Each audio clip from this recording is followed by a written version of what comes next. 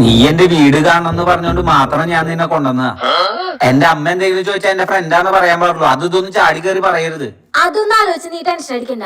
അമ്മയ്ക്ക് ഒരു സംശയം തോന്നാത്ത രീതിയിൽ ഞാൻ നോക്കിക്കൊണ്ട്. ഇപ്പൊ തന്നെ തുടങ്ങിയ പറഞ്ഞത് ഓർമ്മയില്ലേ? അമ്മ ഞാൻ പറയാറില്ലേ, ലച്ചു എന്റെ ഫ്രണ്ട് അവളാ. അനുഗ്രഹിക്കണം അമ്മേ. നിനക്കെന്തടി പ്രാന്ത? നീ എന്തിനാ അമ്മയുടെ കാലിലൊക്കെ വീഴുന്ന്?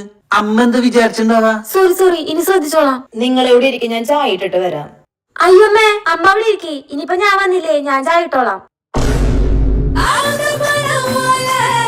ചായ മാത്രാക്കണ്ട, ചോറും വെച്ചോ. ഇപ്പൊ തന്നെ അടക്കള കയ്യേറി തുടങ്ങിയ.